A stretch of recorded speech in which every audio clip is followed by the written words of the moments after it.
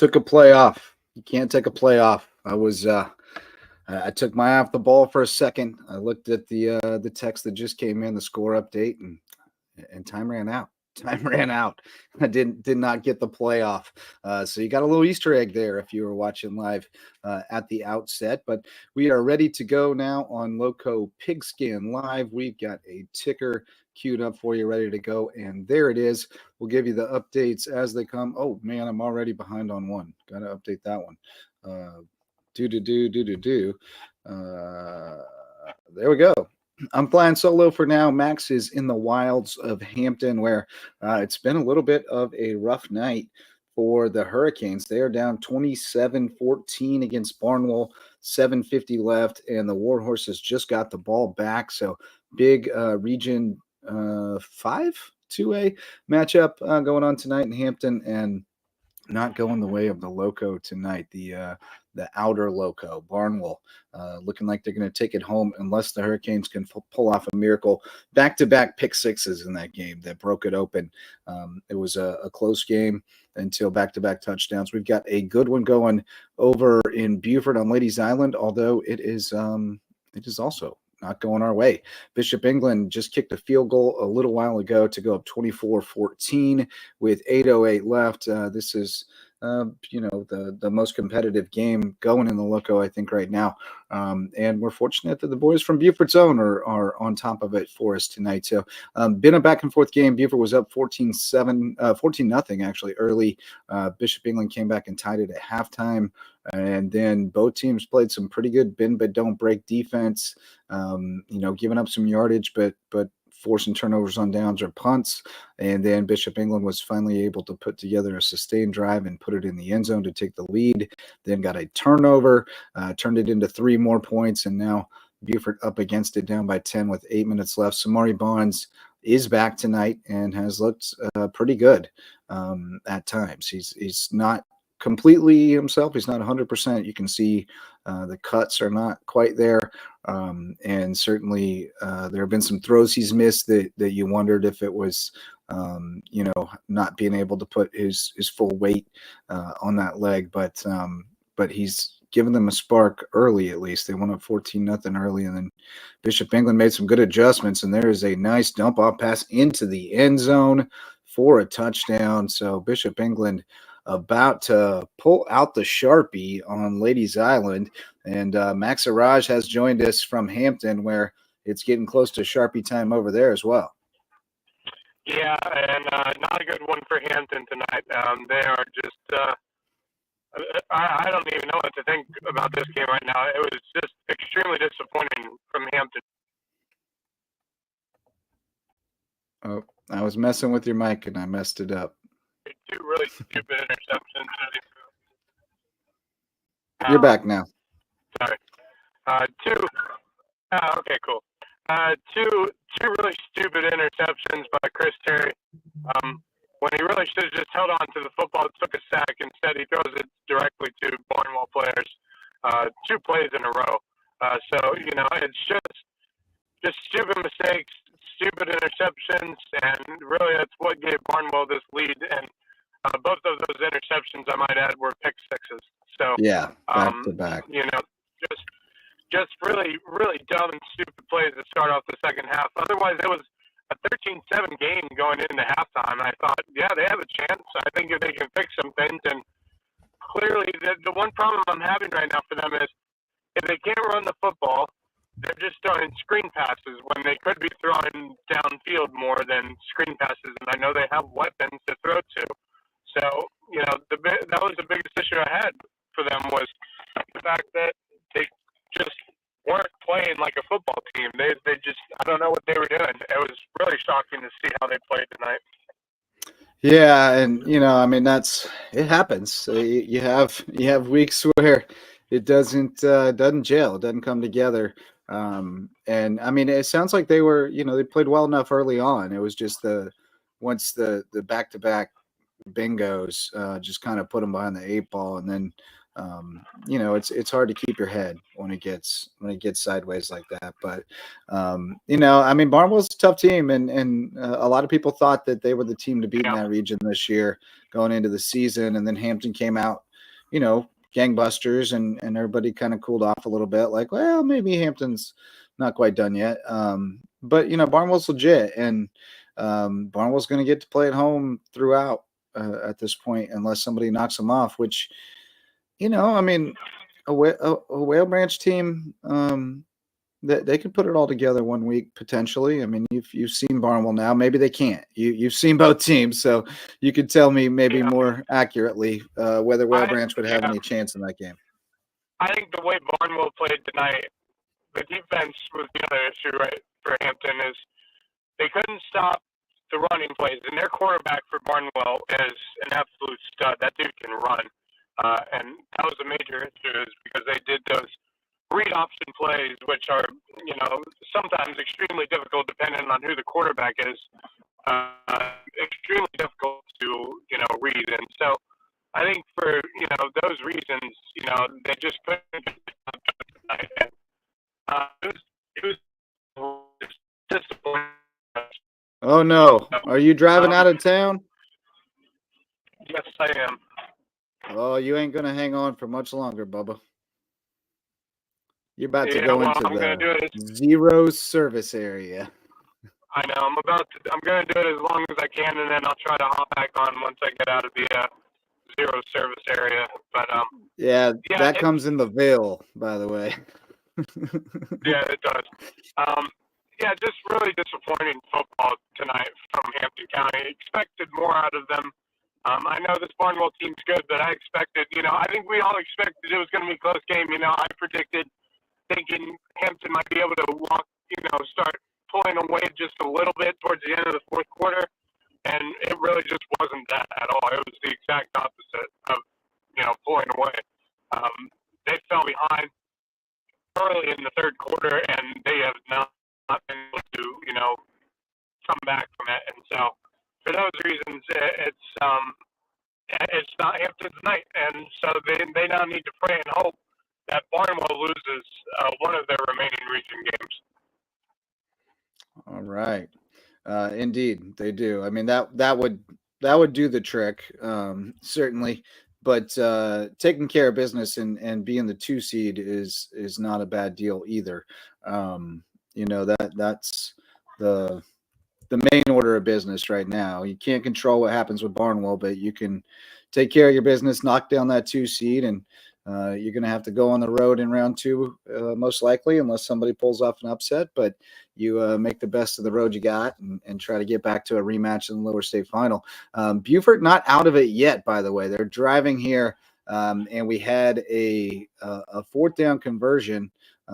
Is this a final from Hampton, 27-14? I think we got that right on here, don't we? 27. Oh, I had 17. It's 14. Is that in the fourth quarter now, or is that a final? Micah Jack. Sorry. You getting beeped at? You getting beeped at? I am getting beeped at. You better job, Bo. I am. But Hampton County, probably people trying to run you out of town. You bad luck. Everybody else brings them good luck. You brought them bad luck. They're like, get out of here. Get out of this county. Don't come back, Max Araj. But I even stopped on Hurricane Sports Cafe and everything, trying to be one of them, one of the Hurricanes, dude, and experience the moments. But yeah, How was Hurricanes? Dude, Hurricanes was fantastic, dude. I got the Outlaw Burger. Oh man, nice. Was that good? Some onion rings on there with some honey barbecue sauce. Oh, fantastic burger. I got some cheese fries to go with it. It was great. Great pregame meal, and just a really cool experience to go out to one of our sponsors and experience why they're one of our sponsors, why we support them and they support us. And so, really, really great sports bar, and I thoroughly enjoyed the food. It was great. Good deal. Yeah, at least it wasn't a total lost cause out there tonight. But and you got to experience one time in person. You get to see the Hurricane Walk. I did get to see the Hurricane Walk. Really cool experience. Pretty great. Yeah, one time for sure was not happy tonight. No.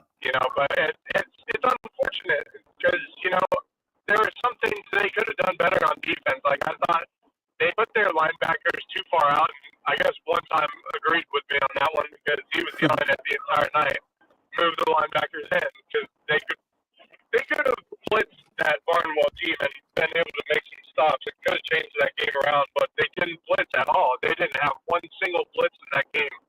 And, they had a chance moving down the field after a 3-and-out by Barnwell in the third quarter. Oh, sorry. My Watching goodness. the Buford game. Yeah. Wow. Buford's not out of this because Bishop England didn't get the extra point, so it's still a 16-point game, so 2 scores. And that's two. That's right. I think they completed one that was called back, and then they had another one into the end zone just over the fingertips of Isner. Oh. Yeah, That's what Samari can do right there. Wow. Yeah, yeah. Go ahead before we lose you. Yeah, I mean, the thing I'm struggling with is they forced the 3-and-out to Barnwell in the third quarter. They're moving down the field. It's 4th down and about 5. You would think they'd throw the football here. Try to throw the football down the field and maybe go for a screen pass, which hadn't been working at that point. So might as well try to throw it downfield, which was what got one of their touchdowns in the third quarter was a down-the-field throw by Chris Terry to a wide-open receiver. And I was like, why don't they do this more?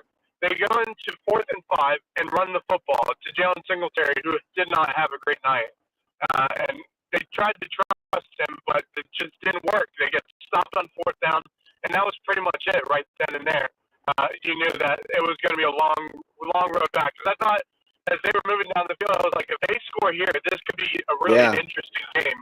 And they decided to run it on 4th and 5, which I thought was the dumbest move by the coaching staff. I was like, throw it down the field because Barnwell hasn't been able to defend that throw down the field when you've thrown it. Because they did a couple of throws down the field tonight, and receivers were wide open. I was like, why not go with that? Well, and you got a shot at even if it's not open, you got a shot at a PI or something.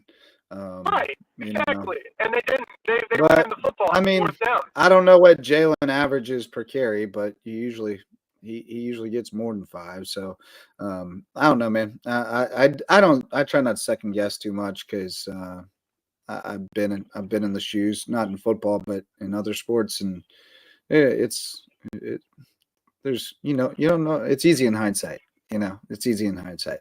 So I try not to second guess too much. I don't know the game plan. I don't know. I didn't watch the film like they did. I figure they know what they're doing better than I do. But it just comes down to execution. They didn't get the 5 yards, and if they did, like you said, they punch it in there. They get they get one more stop, and they got a shot to win the game. So probably the 2 pick sixes that swung the game. That's the difference in the game. It's 13-point game, and they gave up 14 on those. So they're right there. In a rematch, it's a very winnable game, and if they can get back to it, and they'll go on the road and have a shot at them at Lower State. But I do want to get to some other scores and games. Last night we had the big one with Hilton Head knocking off May River 23-10. I actually didn't make it to Ridgeland tonight. I made it out to Battery Creek for a little while, and I saw Lucas Kinsey and his dad. Lucas was a standout at Battery Creek. Looks like we lost Max in the wilds of Hampton County. Marcus Walsh will be along shortly. He was out at JP2, and Thomas Hayward. But anyway, I saw Lucas Kinsey and his dad, and had a great talk with them about that big win last night for Hilton Head, and they're hoping they can sustain it. The other scores: Bishop England 30-14 over Beaufort. You see that one on Beaufort's own right here. Bluffton leading Colleton County 27-3. Just wrapping up the third quarter there. Last report: Oceanside Collegiate up 35-0 over Battery Creek. Barnwell 27-14 over Hampton. Not sure if that's gone final yet. This one has Bamberg 36-0 over Ridgeland. Don't have a score on Lake Marion and Whale Branch, so if you're there, let us know. Thomas Hayward either 35 or 42-7 over John Paul II. Colleton Prep leading Lee Academy 38-14. St. John's Christian leading Hilton Head Prep 28-21. So if you have updates on any of those that don't match what we have, let us know in the comments. We might even let you in on the Discord group. We're going to open that up to the masses soon. because it's pretty fun over there. We got the scores rolling in throughout the night and keeping up. But looking for that Whale Branch score, and I'm going to check for some updates on some others here. On the Score Stream app, that's a great place to enter the scores if you're out at the games. Got St. John's Christian now up 35-27 over Hilton Head Prep, and we got a couple of finals for you. Colleton Prep 38, Lee Academy 14. So the Warhawks keep it rolling. Been a really nice season for a team that lost a lot. Greg Langdale and staff do a terrific job over there. And also got one other final for you.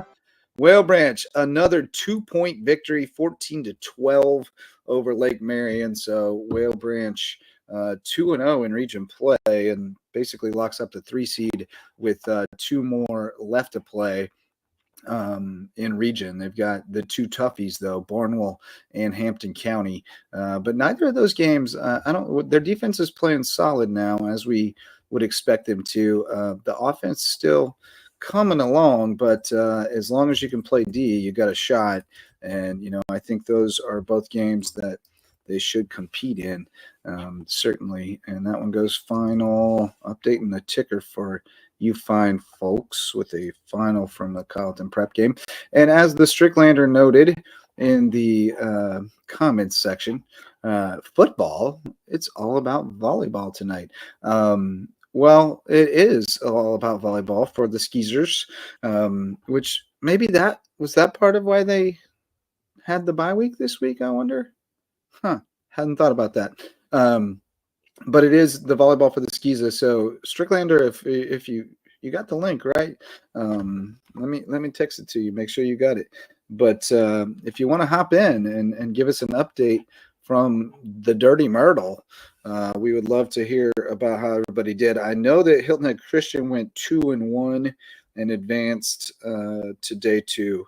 I don't know about the others, but the fact that Stricklander says it's all about volleyball indicates that Patrick Henry must have fared pretty well today. So we will continue to effort updates on the volleyball if anybody has those. The Lowco Pigskin Live show tonight. JJ flying solo at the moment, waiting on some friends to join in. Wesker on vacation. He's up in Rhode Island this weekend, enjoying himself. He did get a little work in last night, though. Got to check out Hilton Head beating May River in a really impressive showing, knocking off the undefeated Sharks. And the region got a little shakeup. We've got Bluffton at 2-0 if they finish off this win against Colleton County, as it seems they will. And then you've got Hilton Head sitting at 2-1, 1-1 rather, because they haven't played Bluffton yet. And then we've got who else? Sorry, I just got a text. Hilton Head at 1-1. Bishop England, it looks like, will go to 2-1, dropping Buford to 1-2, and then May River at 2-1 as well. So got a battle going in the middle, well, from the top all the way down through the 5th spot in Region 6-4A. The show tonight presented by Mickelson Law Firm, our all-star sponsor and our original sponsor, been with us since 2017 when we got this thing going. And Bishop England into the end zone again. That is going to do it. Oh, coming back. But still getting late. 30-some seconds left for the Eagles. Presented by Mickelson Law Firm, the all-star sponsor, our original sponsor. They can help you with all your legal needs in Bluffton, downtown Bluffton, right there at the corner of Main and Main. They can help you with everything. They're our official real estate closing attorney, so if you're buying a home, you certainly want to close the deal with real estate, with Mickelson Law Firm, but they can help you with all your legal needs, and they are the presenting sponsor of our Hilton Head Christian Academy coverage. The Eagles have the night off tonight, although, as we mentioned, 2-1 day for the volleyball team up in Myrtle Beach, so they live to fight on to Saturday. And let's see if we can find updated brackets on that, but haven't seen any new updates in a minute.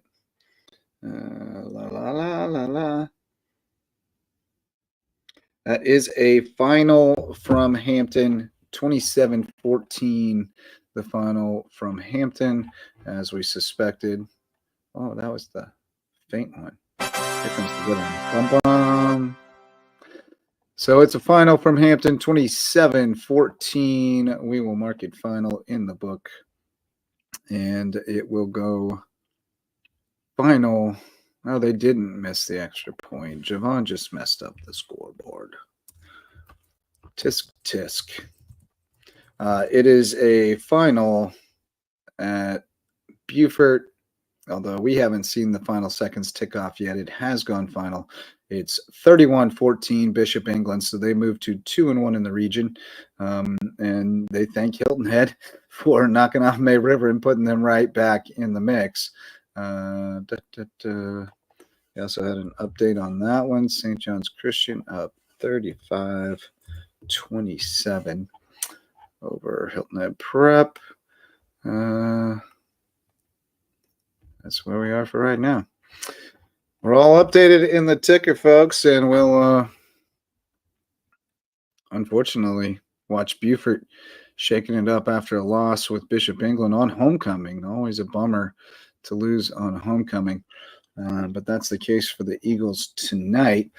Looking for a few more updates for you and waiting on friends to join us. Marcus Walsh should be along shortly to report on the JP2 Thomas Hayward game, which got out of hand not early. JP2 competed in this game.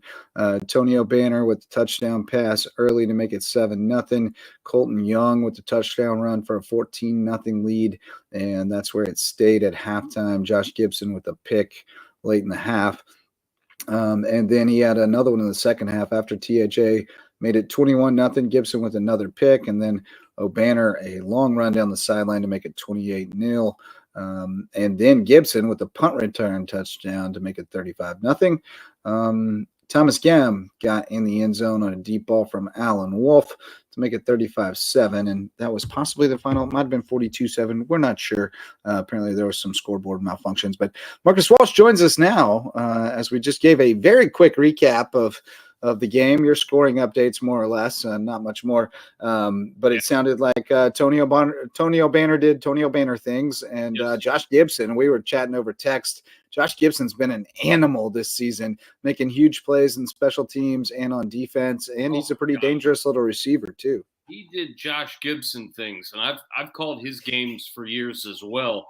I tell you what, this game, and I was talking to Larry Jackamon about it because he was texting me. I was texting my WHHI talent crew, the rest of us. I have a text chain with them, and so I was keeping them up to date.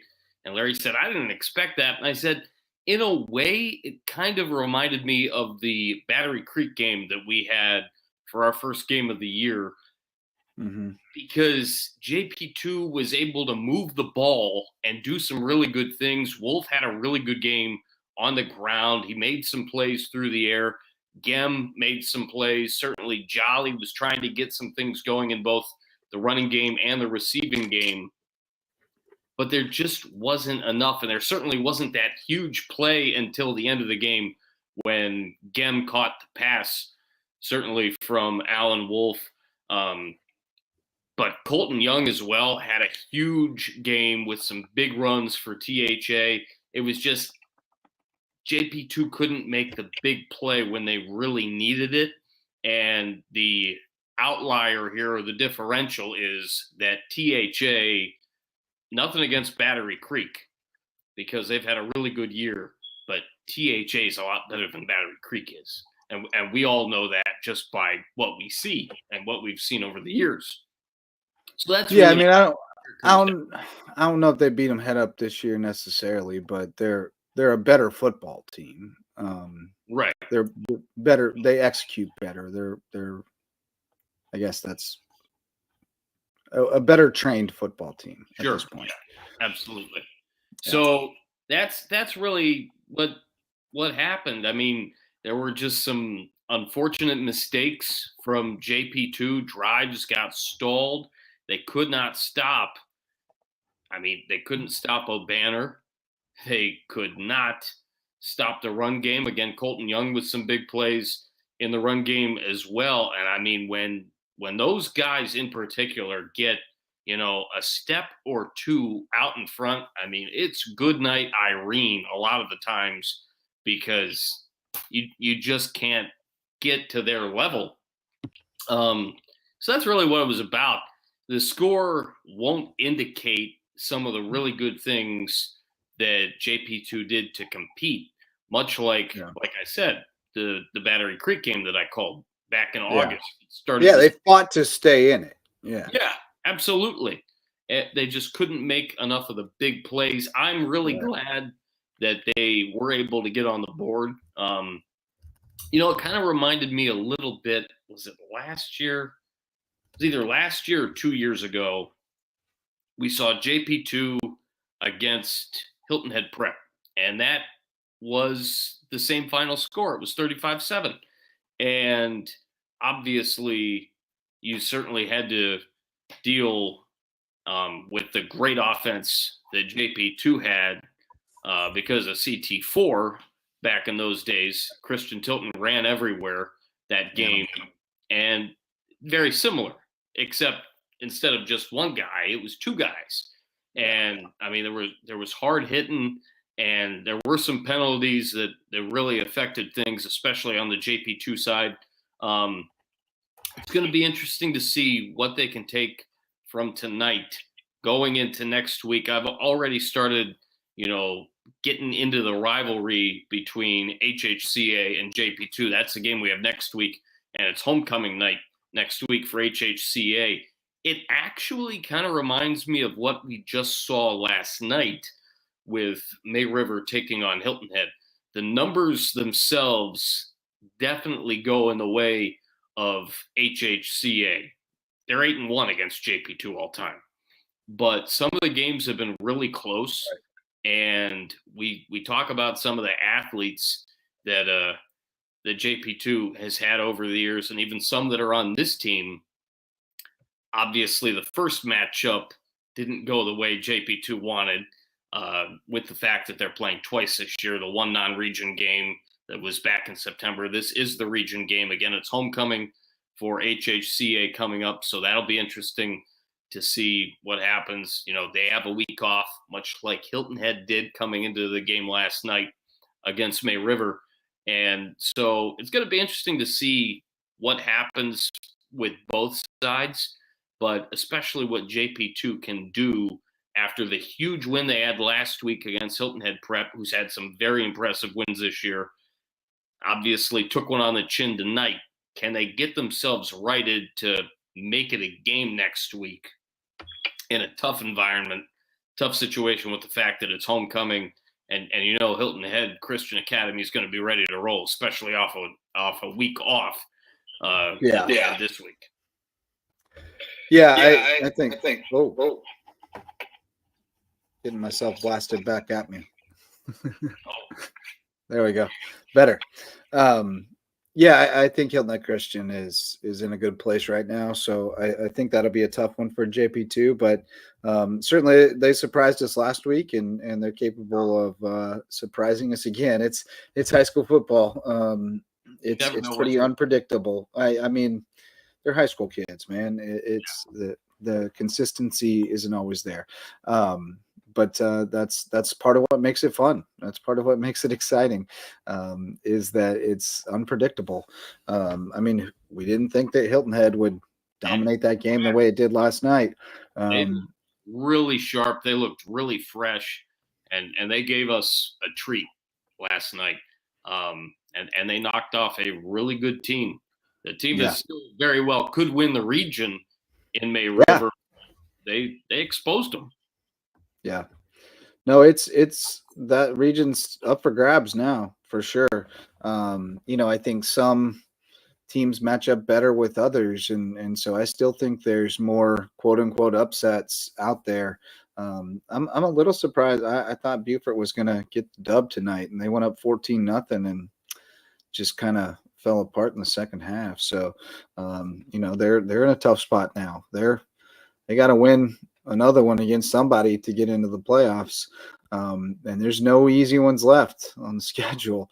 May River, Hilton Head, Who else they got? May River, Hilton Head, and they played Bluffton, played Bishop England. Oh, and May River, Hilton Head, and they played Carleton, right? Yeah. Yeah, who are we talking about? Yeah, who's Buford got left? Buford. They played Bluffton, they played Carleton, and they played Bishop England. So they just have May River and Hilton Head left, and they got to win one of those. Yeah, that's right. Yeah. So, final 35-27, St. John's. Dang. Close. Dolphins bounced back and played tough. Could not pull it out. So that's a final.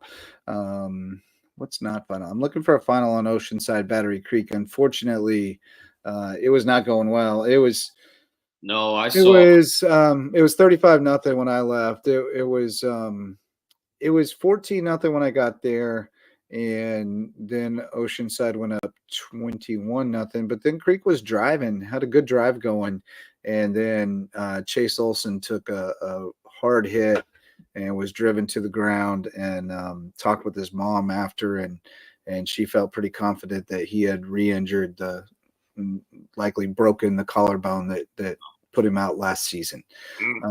And so that was horrible to see, because I love that kid, and he fights, man. But he took a good shot, and I've got it on video, unfortunately. It was in the background of the video because I was following the ball, but you can still see him take the hit. And so I hated to see that, and Creek was taking him on the chin tonight, which is kind of to be expected. But still, hate to see it. So that's one of the finals we're seeking. We're also waiting on a final on Bluffton Colleton. It's 34-3 now in the fourth quarter. I think we got finals on the rest of them, right? We don't know if the final of your game was 35-7 or 42-7 for sure. I did not see the clock, because the second half we sat in the stands, had a really good hot dog and fries there for dinner tonight. So, hey, buddy. That's who's making the camera shake, by the way. There you go. So there was somebody sitting behind us that was like, I think it's 42, but I was, keeping track as best I could. But yeah, the scoreboard was all over the place. So I thought it was 35-7 because the clock didn't really continue with the running of the clock. So that made me think it was 35. It was either 35 or 42. Regardless, very good. I'm sure the boys from Thomas Hayward will make sure they get it put in the max preps right, whichever way it is. If they got 42, they'll get 42 put in there for sure. Okay. Still no score update on Oceanside Battery Creek. Love to see a final there. But yeah, that's we're closing in on all the finals. Kind of a bummer of a night, Marcus. Like, all the big games went the other direction. It felt like, as far as the ones that were one Lowco versus no Lowco. Battery Creek taking out Oceanside, getting taken out by Oceanside, Bishop England taking down Buford, Hampton falling to Barnwell, Ridgeland getting blown out by Bamberg, Hilton Head Prep losing on the road. Here's one that went our way, though. Colleton Prep won big, 38-14 at Lee Academy. So Warhawks are rolling along. They're getting her done. And Whale Branch also getting it done. I see the Whale Branch won 14-12. Yeah, that's a nice win for them. We're efforting Zoe Allen to see if we can get him in here for an update on how things are going over there. And it looks like Max has rejoined Polite Society. Perhaps. Yeah, I didn't he's still on mute. More of a ride home. My ride home. There he is. Half hour. Let's see if Max is back in true range. There's the final, 49-0 in favor of Oceanside. Are you back, buddy? No. He is not back. No. Decidedly not back. There he goes again. I'm gone. I'm gone again.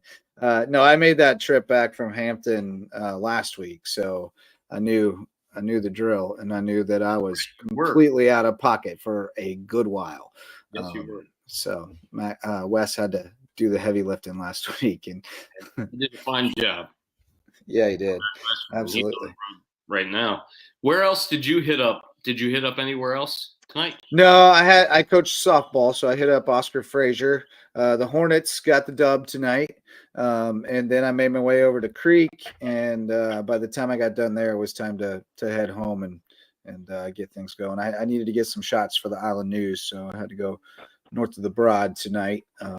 Was thinking about trying to swing by Ridgeland, but by the time I could have, it was out of hand in Bamberg's favor, so didn't make it there. But yeah, we're a little short-handed tonight. Tim had another engagement as well, so we'll a little short on hands. It was good to have you out at the Skiza Loco on Loco matchup. Max, talk to me. Are you good? Can you all hear me? Heard a little bit of that. Heard a bit of that. Are you in the bill yet? I'm on the interstate right now. Can y'all hear me at all? We're about to get some more company. Yeah, we can hear you a little. Hold on, I'm gonna try something. Oh, right, you're on the interstate because you came back from Hampton, and I went back through Estill because I went to Patrick Henry. So I went the long way, the other way, and that's a longer stretch of no service. You got to go all the way to Hardyville before you get anything.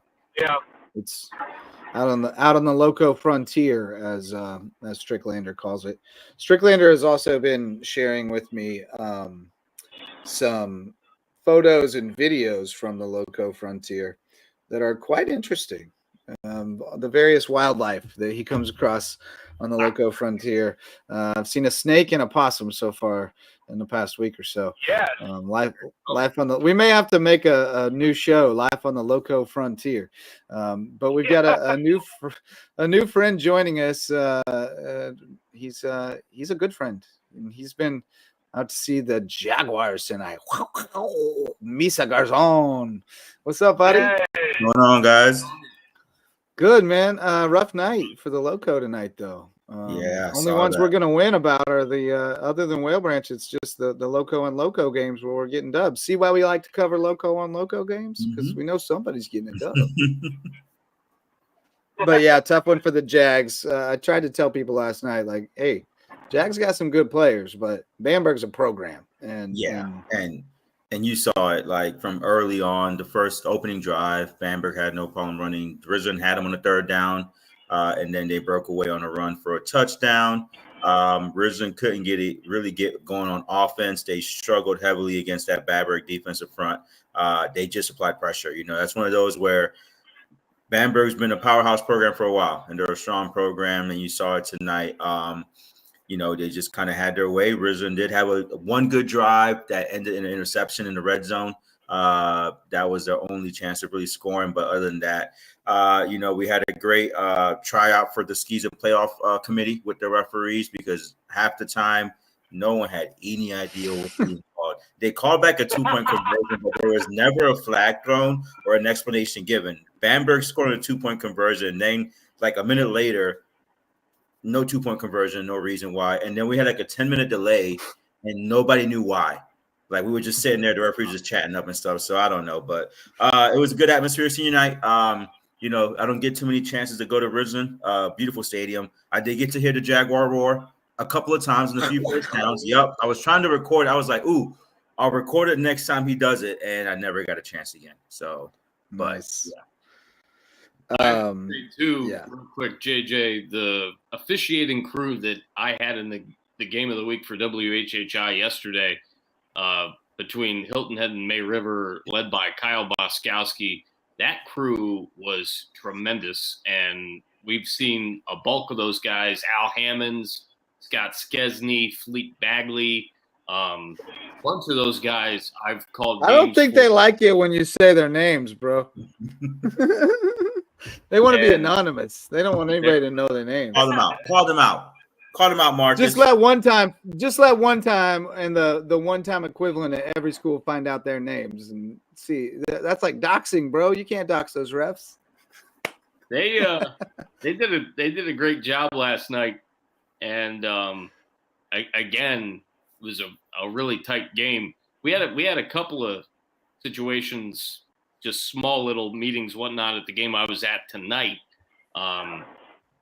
But really impressed with what those guys did there at the Hilton Head game last night.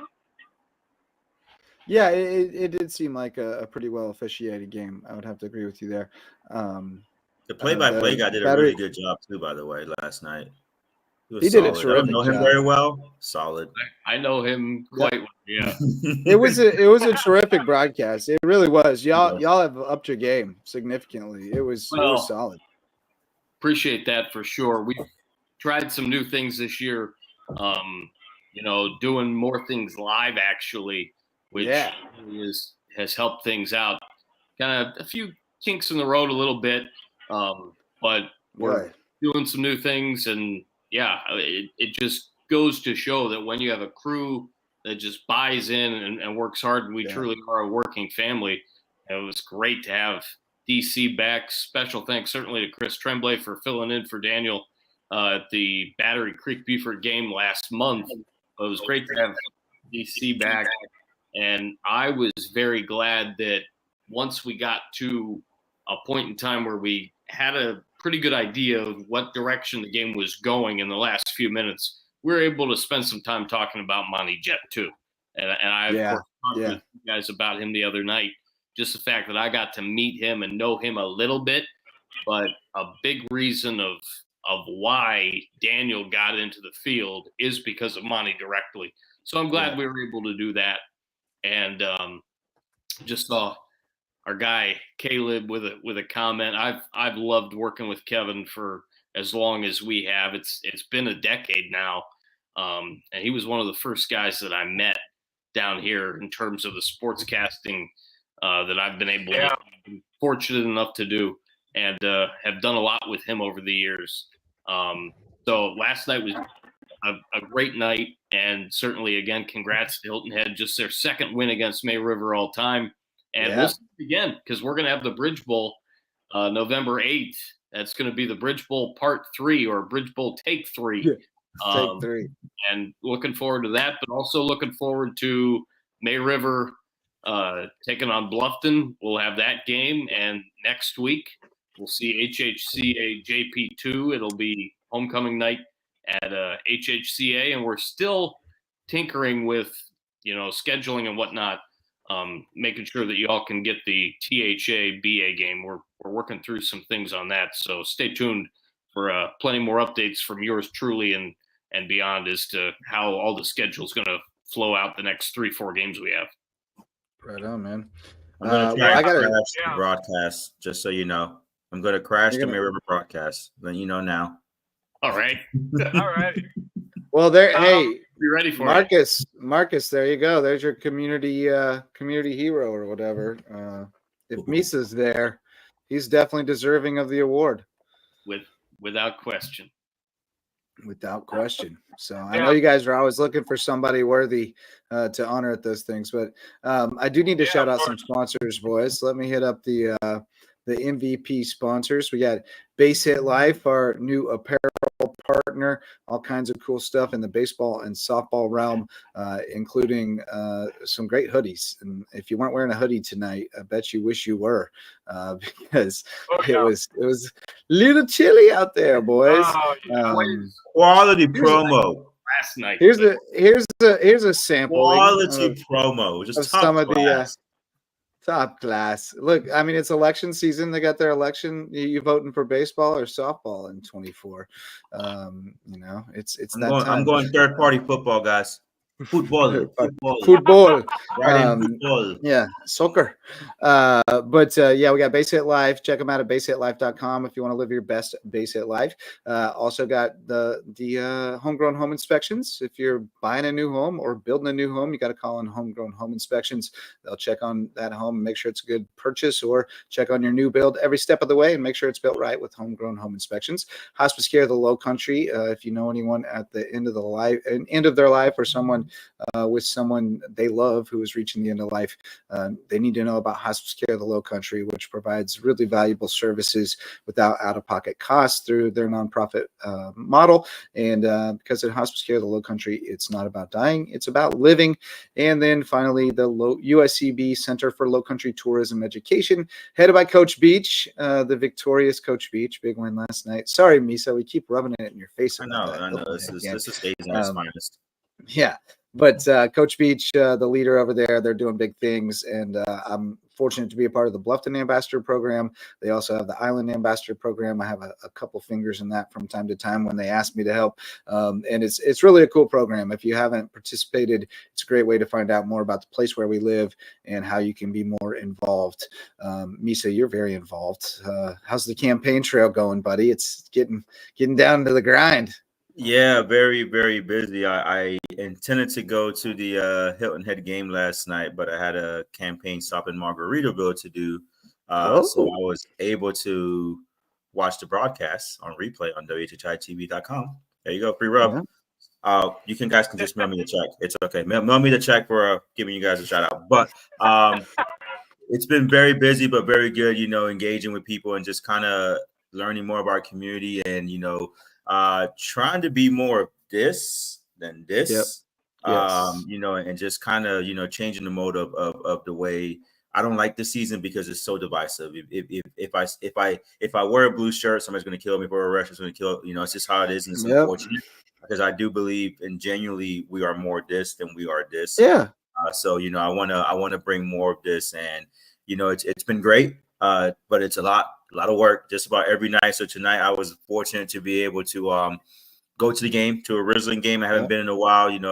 Our boys played last night, so I didn't have duty with May River. So I just took my daughter out and we just hung out and watched the game, enjoyed the crowd. Beautiful stadium, and just kind of enjoyed the night because back at work tomorrow. So it's been good though. Right. Good. Yeah, man. Very cool. I'm proud of you. And it's funny, you talk about the red and the blue. My mom is running for the Kansas State House. And my mom's running for the Kansas State House, and she intentionally ordered purple shirts for her campaign. And that's been her whole theme of her campaign is, let's be more, let's think more purple. We don't have to, we can put the red and the blue together and form something different, And so I think she's getting some good traction. It's been really inspiring to watch both of you run your campaigns in a really grassroots, community first way. And really reach out to the people and it's awesome. It's awesome. You're gonna have to talk with Miss Megan Jarrett about that, Mr. Libby. She's not a fan of the idea. But yeah, that's right. She's not a fan of the idea of anybody in this household running for office. So yeah, just keep running Lowco. You'll be fine. Jarrett 24 for Lowco president. I got a few irons in the fire. You got Lowco. I'm a full-time teacher now. I think I'm about to be a varsity head coach in one sport. I'm also a middle school assistant coach in another sport, an assistant coach for a travel baseball team, and the head coach for 2 softball teams. So running for office is not really high on my list of priorities at the moment. Just break the news on Lowco Pigskin Live. Justin Jarrett, varsity head coach of.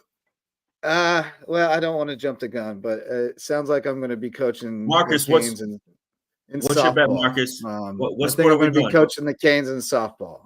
You ruined the. I was going to have Marcus and Max just guess, and whoever wins would do like a free show or something, or something crazy to promote Lowco, but. Well, I was able to recruit a wrestling coach, which kept me from having to be the head coach there, so I could still be the assistant coach at McCracken. But I wasn't having any luck in the softball realm.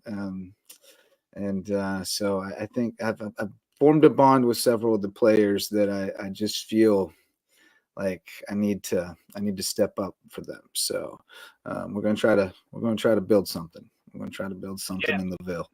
And I'm working hard on a baseball coach. I got a couple guys we're working on, trying to get somebody in the building, preferably, but we really just need somebody who wants to pour themselves into. We got a couple of kids who can play a little, and we got a bunch of kids who kind of need to start at the foundation and see what we can build around those guys. So we'll need somebody young and hungry and patient who's ready to start at square one. But it's fun, man. It's fun to be a part of. Max, what's Max that? His name in the hat. I'm available. Come on, man. Let me get my coaching skills on the field, man. Look, guys, look. We can't have this become Loco Canes Pigskin Live, okay? Like, we need. Come on now. We just talked about too much of this. We need more of this. We can't be having a Come Canes to the Ville. Come to the Ville. Welcome to tonight's Loco podcast, brought to you by Hardyville Hurricanes. I'm also the co-founder of a new nonprofit, which you're on the board of, sir. Yes. Yeah. Marcus will have a Canes tattoo every time he's on Loco because we're just sponsored by the Canes on everything. Canes Inc. Get your apparel at Canes Inc. See what I mean? Yeah. See what I mean? Oh Lord. And watch the Canes News on YouTube at HVO Canes News. The Canes were off tonight, so we're just gonna spend time talking about the Canes. The Canes were off tonight. If I don't coach for the Canes, then it might end up being Hillhead Christian. I did have coach, the new head coach for Hillhead Christian asked me if I'm interested in coaching, and I was like, I'll have to think about it. It's whether I can find time for it. All right. Well, you want some more Canes? You want some Canes band? Oh God. I'd rather eat some Raising Canes right now. Oh yeah.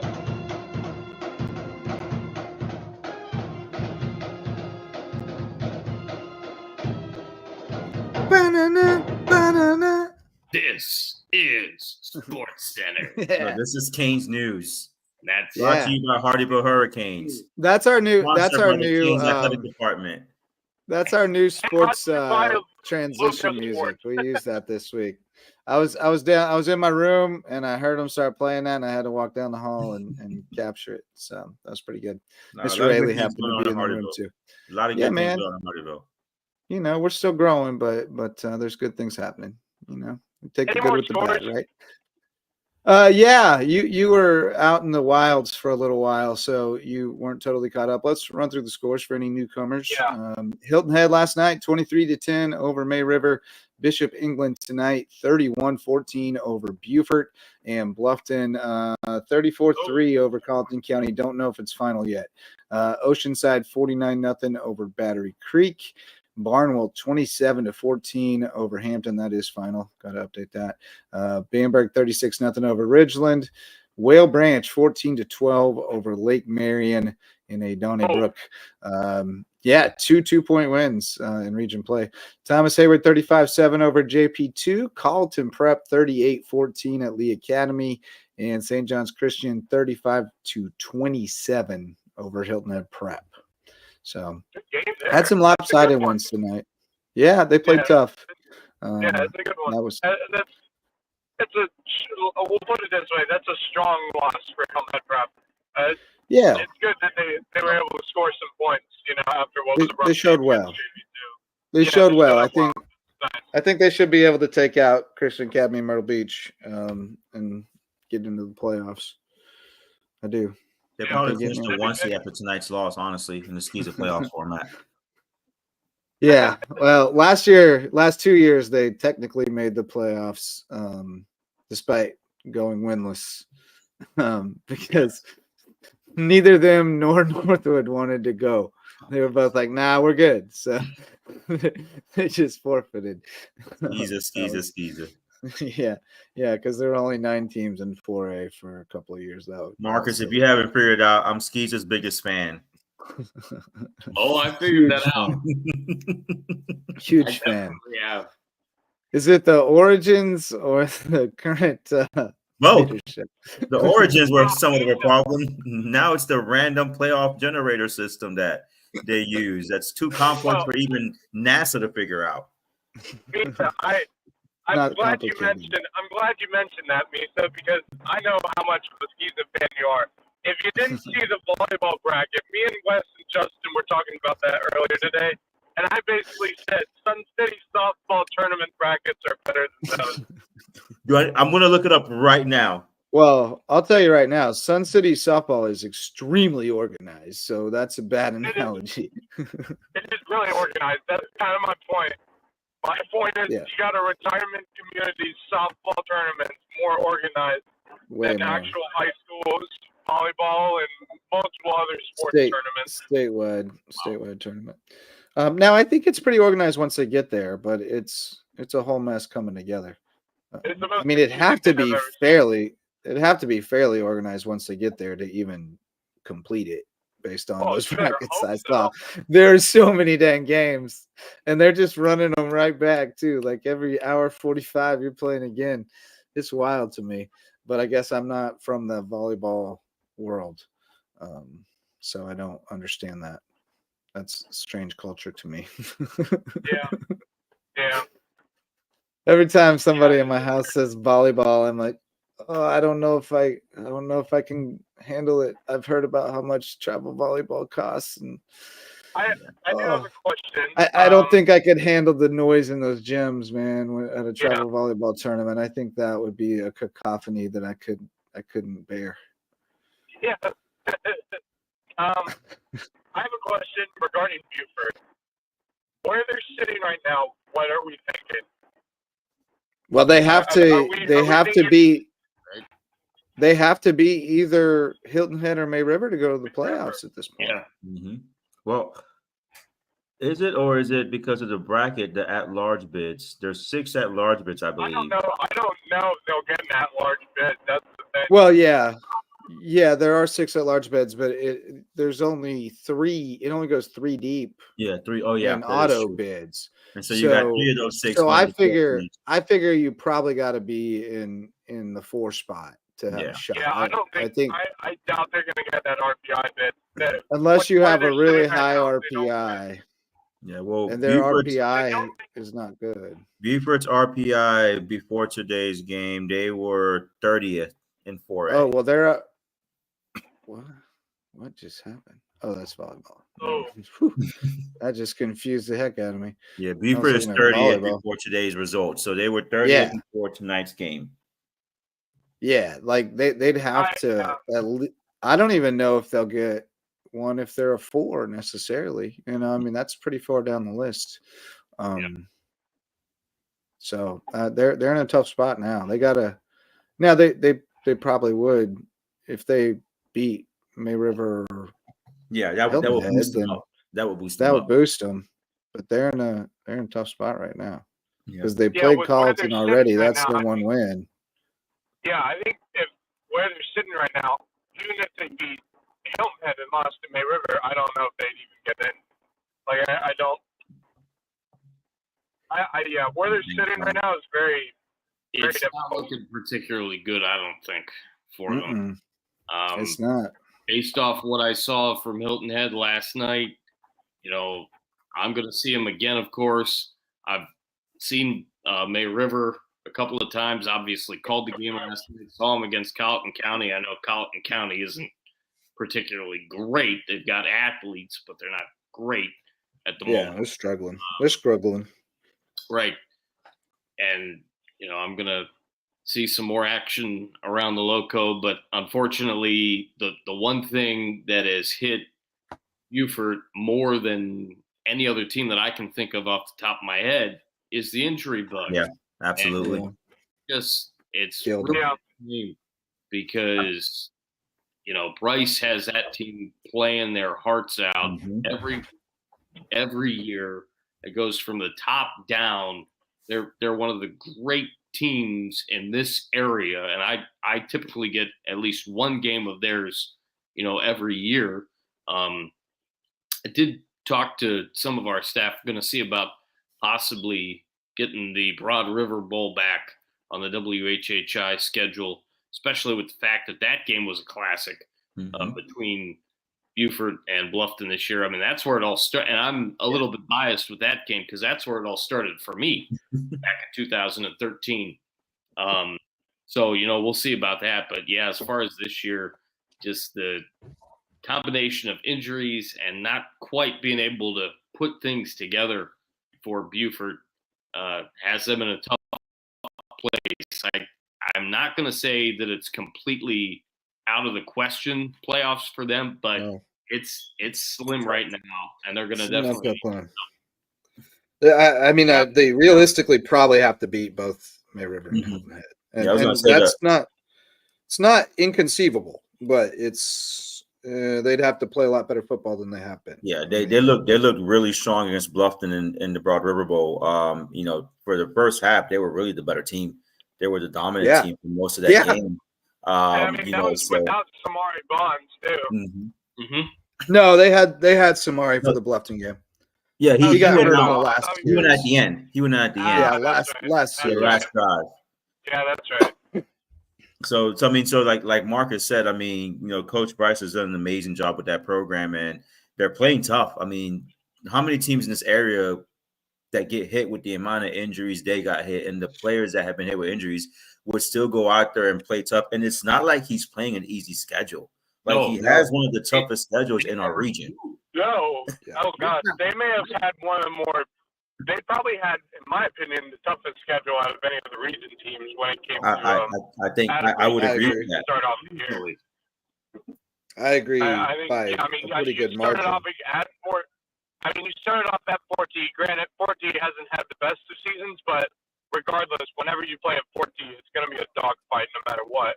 Then you come at home, you play against Greenwood, which used to be a 4A powerhouse. Top 10 5A. They're a top 10 5A. Yeah. And, you fought hard in that game, but ultimately Greenwood was just a better team. And then the real questionable one, I think people started wondering what's going on with this team, was when they played Philip Simmons. And we all thought they were going to beat Philip Simmons, and then Philip Simmons kind of blew the doors off of them. Kind of waxed them. And so we all were like, what's going on? And realized. Yeah, but you still, even in that one, that was the one where Samari got hurt early. So you were like, oh, well, Samari got hurt early. So you kind of threw that one out. I know that you had an explanation for all of them, but tonight they really faded in the second half and really in the fourth quarter. Because they were 14-14 and driving, and then Samari missed a couple shots at the end zone, and they tried a field goal and missed it pretty badly. But it made sense to try one because it was like a touchback on a punt, so same deal. And then the wheels just came off at the end.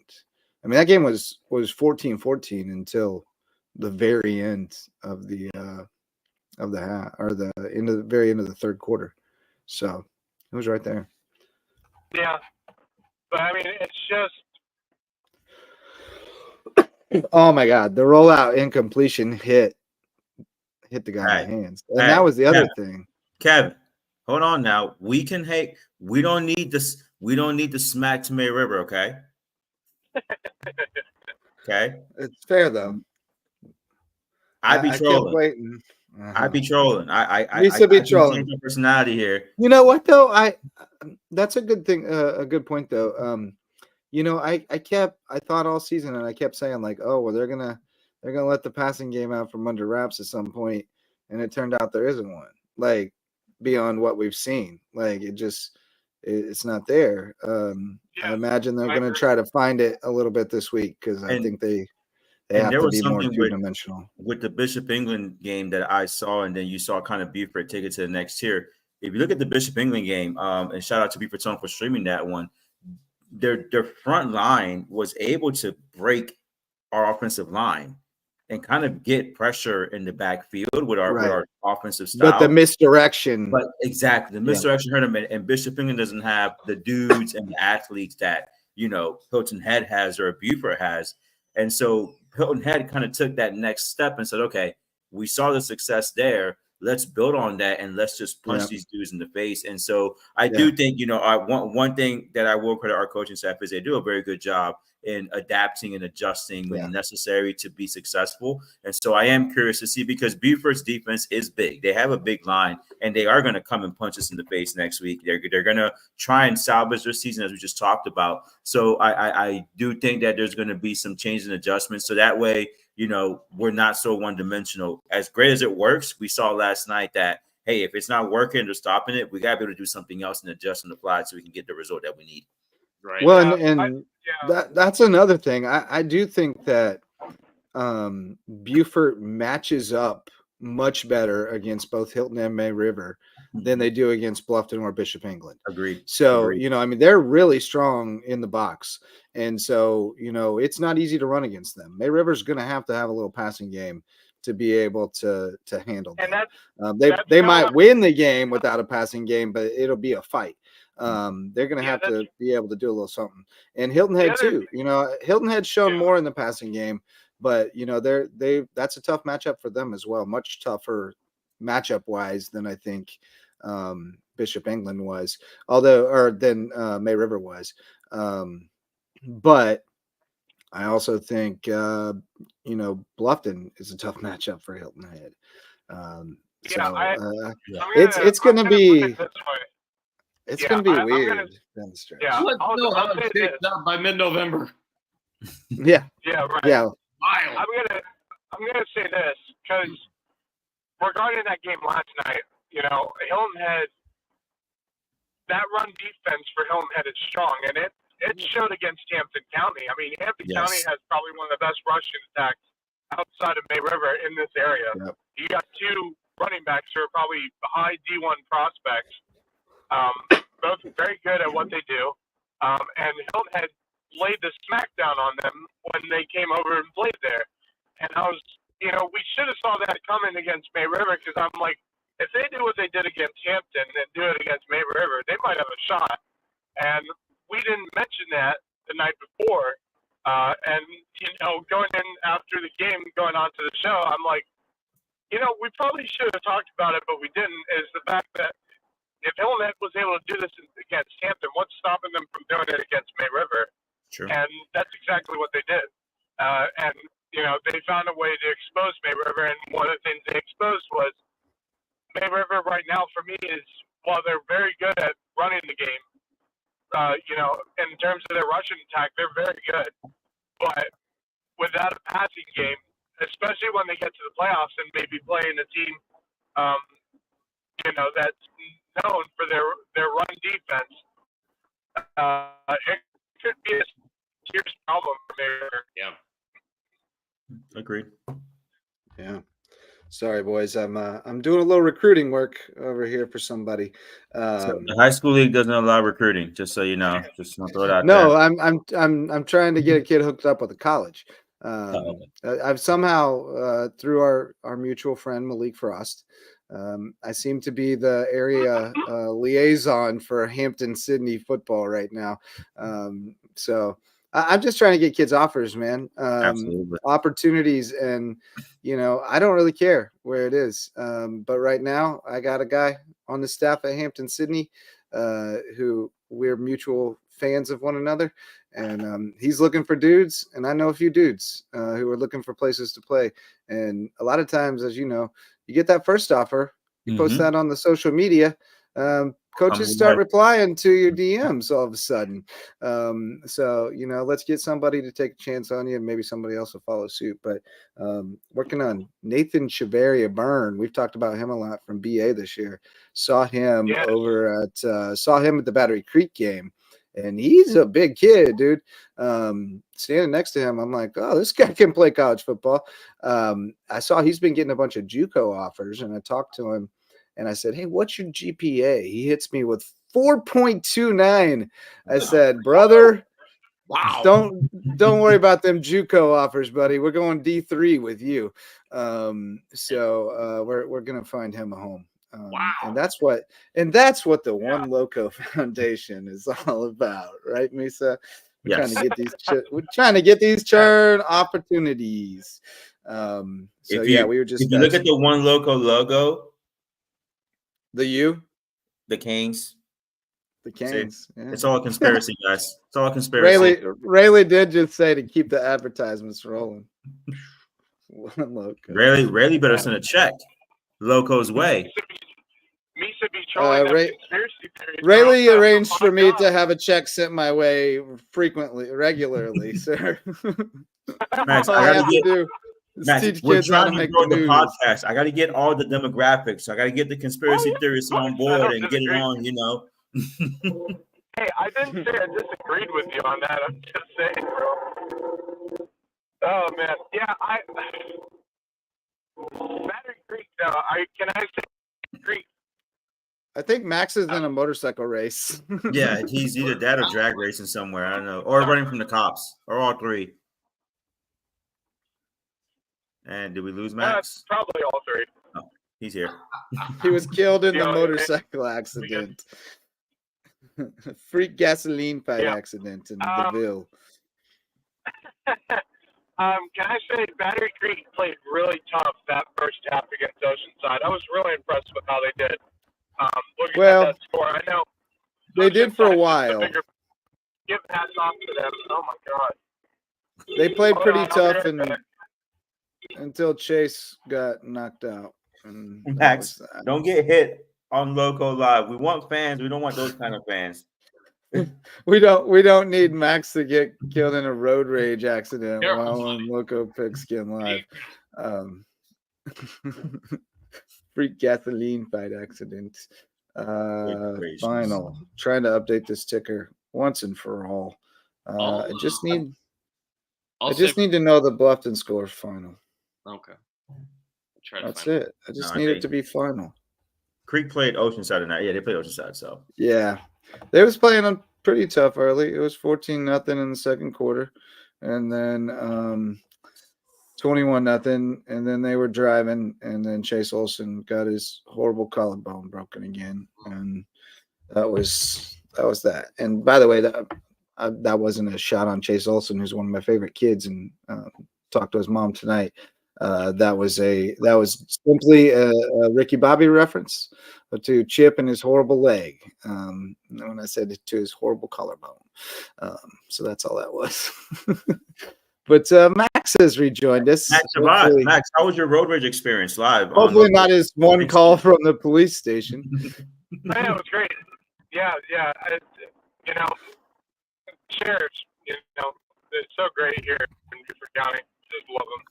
No, sorry, my mom decided to call me in the middle of the show and ask me if I wanted food when I get home, and I hope you said yes. Hi, Mom. Actually, you might not need it because you did eat at Hurricanes tonight, so you may not. Hurricanes again. Conspiracy. Hurricanes in Hampton. The other Hurricanes. I do love those Hurricanes too, though. They're one of my faves too. They're all my favorites. They're all my children, all my churn. You know how it is. Speaking of my churn, this has nothing to do with my churn, but the varsity sponsors of Lowco Sports, DDS Web Design, building, hosting, and maintaining websites for businesses and nonprofits to get results. If you need to get found online so you can do more and think bigger, go to ddshhi.com. Parker Law Group serves legal needs across Colleton, Hampton, and Jasper County, so call on them for your legal needs, and they will keep helping us shine a light on more deserving teams and student athletes around the Lowco and the Lowco Frontier, as the Stricklander refers to it.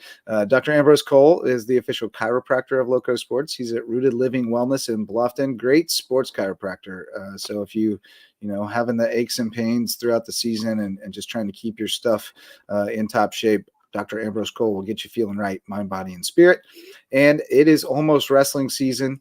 Wrestling coming to the Ville this season. Yeah. I had to look at Misa for that. But if you want to take your skills on the mat to the next level, you got to get to Reverence Wrestling Club in Bluffton, right over by the Planet Fitness over there on the Parkway. Great facility, amazing facility. Like we're really blessed to have it in our community. You can take your skills on the mat to the next level at Reverence Wrestling Club, official wrestling sponsor of Lowco Sports and presenting sponsor of the Lowco Grind. And speaking of the Lowco Grind, Max, we've got Max, I'll get to Kevin Libby's comment in a minute.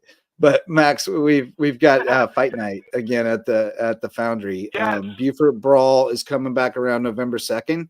And here's what I'm excited about. First of all, our boy Trig is fighting again, Trig Tennant, my guy from Kansas. And then also what I'm really psyched about, two guys we covered as high school wrestlers, or I did. I guess you didn't. But Elmer Linares from Battery Creek, who's a state champ, and then Antonio McKnight from Beaufort, who placed at State a time or two, both making their amateur MMA debuts on this card. So it's going to be it's going to be a cool fight night. The last one was a blast. Couldn't believe how much fun I had. So looking forward to it. It definitely kind of changed my perspective to talk to the guys and be there in person, interact with them, because it was like, oh, everyone's a willing participant here. Like everyone's been training their tails off, getting beaten up night after night after night to get ready for this. They want to be in that ring. So it's pretty cool. It's pretty fun to watch. Sure. It gets a little hard to watch at times, but I gotta call cool. Carlo Perusa, ask him see what his plans are. See if he can get me in this year. Well, I mean, if not, tickets are available. We'll hook you up with Abe Stem. And, get you a ticket, but we'll see what we can do. We'll see how many spots Lowco can get. Maybe we can get a table for sponsorship or something like that. But here's Libby's comment. Libby says, I just went full-blown old lady from 1973 film, The Water is Wide. Be kind to the babies. They do good for you. Hilarious, because I just mentioned today that I'm going to write my own version of The Water is Wide about this year at the Ville. Real in the Ville. It's real in the Ville. About these babies. The number of times you can probably attest to this, Misa. If I had $1 for the number of times I heard our babies during the week of orientation in Jasper County, I would be a wealthy man. You'd be your own sponsor. You'd be. It was said. Lowco Pigskin Live, sponsored by Justin Jarrett. Brother, you have no idea. That man is about as close to an idol as I get. Him and Tony Kornheiser. That's Pat Conroy. That man. Yes. He was right here the whole time. Gosh. I think I only came across him once and I didn't really get to talk to him. But god dang, his writing is phenomenal. If you haven't read The Water is Wide, please, please, please do it. If you live here and you haven't read The Water is Wide, you are doing yourself a great disservice in not understanding a part of what makes this place what it is. Like 100% read it right now. Tomorrow. You'll be done. Stream and go read it. You'll be for real. You'll be done if it takes you more than 3 days. As a matter of fact, I am going to challenge Marcus next week to somehow fit in a quote, "Be kind to the babies," in your broadcast. They do good for you. Be kind to the babies. They do good. Can you do it, Marcus? I challenge you next week. Can you make that quote in one of your in your play-by-play next week? That's when I read it, Kevin Libby, was when it was required for everyone at USCB.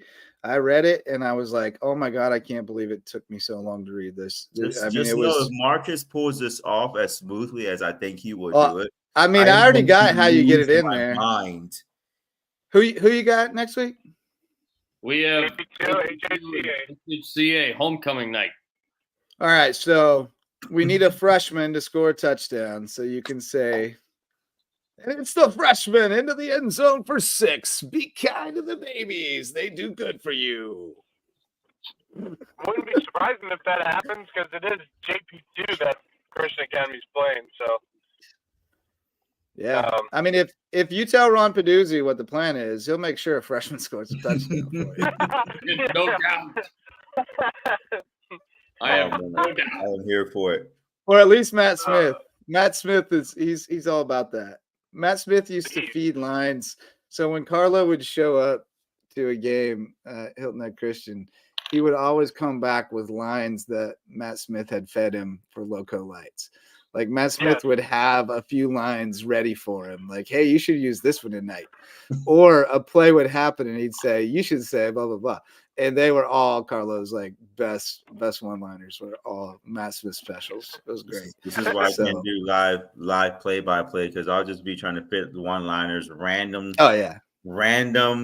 just nuggets that will only apply to certain people, just throwing it in there randomly. Right. Well, there are definitely some Easter eggs in the USCB basketball broadcasts. If any of my friends Oh, are gosh. listening, there's definitely some inside jokes from time to time, or just references that like a fraction of the audience gets, just a tiny fraction. But as long as there's one person, it's worth it for me. It's worth it. Yeah. I love to drop an Easter egg. Marcus, you and Libs drop all kinds of Oh, jeez. kinds. Like, I mean, Trust me, yeah, I me got in to hear pretty stitches. much Yeah, all, me in all that stitches. you could hear at that baseball tournament up in Buford this summer with you and Kev. That's true. and You Kev you guys just were dropping them. you were cutting loose in that one.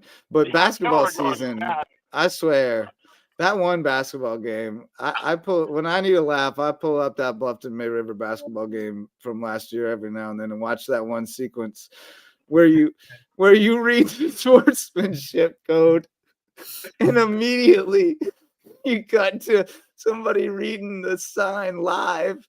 And it says, your mom is better at dribbling balls than you are. I forgot about that.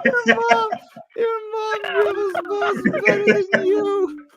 And it's, I forgot about that. and it's I right forgot about after the that. Oh my God. sportsmanship code. I forgot. Oh. Justin, you don't have that clip anywhere just accessible, ready to play? We need that clip just available, just at the drop of a dime. Yeah. Dude, I had it. we- I had it on recall at one point. I gotta find it again.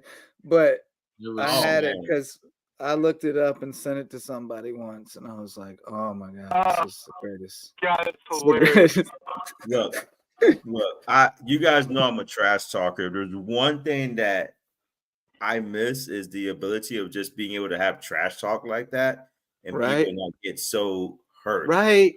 Like I know. just oh man. Well, it's- let me tell you, trash talk is live and well with the Ville. It is Oh, live absolutely. and well. In Listen. certain communities, the trash talk is live and well. As a Jasper County graduate, I got my trash talking skills surviving 4 years in Jasper County High School. That's why I trash talk so well, and I take it because it's I'm here for it. I know that so many rules and sportsmanship and all that. And look, you guys know I love my team to be personality. I'm big on personality, and my players know where the line is and what we can and can't do and stuff. Like we do have decorum and respect. But I think the craziest sportsmanship, my first year at May River, we played Bluffton, and Bluffton is beating the bricks off of us. It was like 6-0 final, the very first time we played them. It was like a crib special on the soccer field. And one of the players of Bluffton, Brendan Kelly, superstar player, great player. Yeah. I coached him in club the previous fall, and he scores a goal. It's like 3-4-0. I kid you not, the whole game, we're trash talking each other. So when he scores a goal, so the way I like my benches at May River is we're next to each other. We do it the real style. We're not scared of playing opposite sides. And he comes to my side and just says, "What did I tell you, Misa? What did I tell you?" And I just laugh. And you see in the film, I give him a big dap and a hug and like, "You got me." And great. And people were like, "That shouldn't be allowed." I'm like, losing no, their mind. this is amazing. This is what I want. I challenged him. He scored on me. He came. He didn't. Wasn't disrespectful. And I just wish sometimes, that part of sports, I wish, we could just keep stuff like that. I mean, come on. Nothing's better than saying your mom dribbles balls better than you in a broadcast. Just seeing that. What are you supposed to do with that? It's amazing. It's a great line. You know what, Marcus? I have a bigger challenge for you. Next Friday night, if you can somehow say, "No, I'm Your going to mom get you in dribbles trouble, balls Marcus. better than I won't get you in trouble." Oh my god. I'll get the first one. You better not, man. Good That's Lord. dang- I swear to God, I was watching live that night too, and I had just gotten home from somewhere, and I pulled it up and started listening, and I hear you reading the sportsmanship code, and then I hear Libby say that. Was it Libby who read the sign? Yeah. I hear him say, I finally got eyes on the sign. It says your mom dribbles balls better than you. And I'm just like, did I just hear what I think I just heard? I started sending the link to people right then. Oh, Bluffton got fun with it tonight. Gavin Carrick, TD out of the Wildcat. There we go. Putting the O lineman in. They went Detroit Lions on it. Put in the O lineman touchdown package. Fun times. I have to say, since we've kind of gone a little bit off the rails. Off the rails. Loco after dark, Marcus. Loco after dark. Are you gonna sing Feliz Navidad for us? Because they do good for you. The Guardians are down 6-5 in the bottom of the 8th inning, and they did it last night. They had that huge comeback. Yeah, Feliz Navidad for Big Christmas. Feliz Navidad. Absolute blast into the bleachers and left. I tell you what, if they come back tonight and get it done again, Game 5 tomorrow night, it's at home. I tell you what, this I is didn't realize that game was still going. I was out of touch. Baseball is something. No, I was just paying attention to the Mets that took a beating on the Dodgers tonight. Bounced right back. Game 6, I think. So No, they're 2-2, right? No, there's 3-2. It's 3-2. So yeah. Oh, it's 3-2. Dodgers are up 3-2 Yeah. in the series. How did I miss a game in that series? Yeah, Dodgers are up 3-2 I in did the too. series. Don't worry, I did too. I thought for sure that was Game 4. Yeah, I could have But, sworn it was yeah. 1-1. And then, Guys, I don't watch. You all are the baseball heads. How do I know this better than y'all? man, I've been running like a chicken with no head lately. I can't figure out what's going on from day to day hardly. You want to hear my tomorrow lineup? We got the Hornets have team photos at 9 before our 9:30 game at Oscar Frazier, and then the Waves play at 1 and 5 in Savannah. So, Nice, very nice. yeah. I'll Nice relaxing weekend. I'll be refereeing a 2009 youth soccer game tomorrow morning at 9 a.m. in Hardyville. Yeah, the Ville. Yeah, there you go. I'll be at work at 6:30 in the morning tomorrow. That'll be great. What age was that? 9U? 09. Can So you? the 09s are what? U15s? U14s? Oh, or okay. U15s? Okay. You know my guy Jeffrey Ramos? Yes. Yeah, that's my guy. He's in my class. And I got Fernando Ramirez. I had him. He's not in my class anymore. He's a freshman. I'm told he's good. Well, we are playing Hardyville this year, so if Marcus wants to come stream the game on Loco Canes Live, bro, we're gonna have Hurricanes. We're gonna. Hey, I'm told our boys soccer team may be a state championship contender. Not at Mid River. Don't bring that to Mid River. No, I'm talking about the Canes, bro. Yeah, I know you know about the Canes. We'll give them a championship at Mid River. Oh yeah, I'm sure you will. A championship. I'm sure you will. I'm sure you will. I'm just I'm told that we're playing a very aggressive schedule. They are. And that's because we intend to make a run at a state title. Hardyville soccer and Risen soccer are going to be two solid programs in 1A that will make a lot of noise. How about a friend Tinoco? Yes. Yeah. Yeah, I have some of the family members in Mid River. The Tinocos live in Mid River too. We have a few all around. But yeah, it's going to be soccer will be interesting in the Loco this year. It's going to be a lot of fun. Loco FC, baby. I got to get Marcus. I got to get Marcus and WHHI to stream a soccer game one time. Just one. That would be really fun. I would like to see that out of YouTube. You know who will? Javon. Oh yeah, Javon will. Javon, I know you're watching. Javon, you haven't done a Mid River soccer game since you started this. I need a commitment this year. It's because y'all got a rinky-dink press box. We do. Make him sit in the bleachers. And we have no Wi-Fi, and our internet sucks. But regardless, I go at Bluffton, at Buford, at Hilton Head. Hey, I'm just saying. I'll give you a halftime interview. I promise. Okay. How about at the Ville? You play at the Ville? You got home and home? Yes. Come to the Ville. Come to the Ville, Javon. You guys got the Ville. That's crazy. Yeah. We'll get Marcus to do play-by-play with Javon. I just want to hear Marcus yell "goal" for 20 minutes. Oh yeah. I want to hear that. Speaking. Oh, Marcus. Uh-oh. Check Is it the happening? score. Check Is it the happening? I just score. said 6-6. Here we There you go. go. It's happening. Now what was I looking for? I was going to show Kevin you. said You 20 were minutes of looking for Marcus that. booming. Oh, okay. I wasn't looking for that. I was looking for something else. But when I opened my phone, it was on the Yes, absolutely. Yes, Kevin, game tracker, and the guard said, "All We're going right, to but get here we Marcus go." in so much trouble with WHHI on Local After Dark. It's getting me so much trouble. Loco After Dark. I can't I wait love till like, Loco and that's a After Dark. goal by whoever. Who is your daddy? That's brought to you by the Hardyville Hurricanes Athletic Foundation of the Low Country. Here you go, Marcus. Here you go, buddy. Whoa, do we have rights for this? Of course.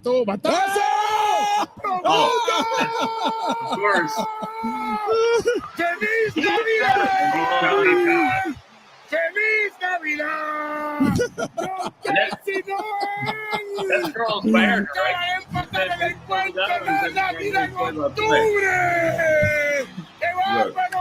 Look, I'm just saying, it doesn't matter what sport it is. It sounds better in Spanish. Oh, it sounds so much better in Spanish. Yeah. A million You can times golf better. in Spanish, and it will be 100 times better. Well, mostly Yeah, because no, it's Carlos been Baerga fun. started singing Feliz Navidad as he's running first. That was Carlos Baird. Yeah, 100% it's Carlos Baerga. Yeah. He's been wilding out on their calls. What a The guy. NFL in Spanish. I don't know if you've ever listened to the NFL in Oh, it's Spanish. so That fun. shit is- that stuff is Incredible. crazy. The party. They don't know what they're saying half the time, but it's a party. The funniest thing was that when they played in Brazil, when they kicked the field goal, the fans were like, "Goal!" Like, it's just hilarious. Yeah, Ted Lasso coming back the other way. Maybe we need that. We need a reverse Ted Lasso with Misa Garzon coaching the Ville football. yeah, good. Make that happen. Yeah, Rayleigh would be very happy. Rayleigh would be in for it if we, as long as we made it a Netflix documentary or something. Yeah, He'd be down for it. Honestly, I'm gonna be real with you, Misa. I think if you took over a football program as the head coach, it would be successful in very short order. I really do, because the reality is that you understand what a successful program looks like, what the recipe is, and you understand your own limitations. And you would know that, look, I'm a CEO. I ain't a football coach. And you would surround yourself with brilliant football minds and let them do their thing. Yep. And you would just lead traffic, direct traffic, and you'd motivate and you would instill mindset. And your program would be successful. And I don't have any doubt about that. I appreciate that. Because at the end of the day, that's what it's about. Like it's not a one-man show. You got to have a staff around you that complements you, and you knowing who you are and being real about it would know, well, I'm not adding anything on the football side of things. So I'm going to have to surround myself with people who know football, and I will focus on what I can do. So yeah, you can come be the head coach at the Ville if I'm the AD. Come on. All right, let's make it happen. I still got to coach River in the spring, though. Like, I'm not leaving my baby in the spring. Obviously. I mean, I'm still coaching McCracken wrestling. So Yeah, Marcus will be our announcer. So we'll make it work. We will. Max will be my statistician. Yeah. Okay. Sure. And then he'll be my social media content, just right there live streaming. Yeah. Right there. I'm here, guys. Boom. There we go. And then if we win by more than 20, Max has to do a police chase live on our social media pages. It's win-win.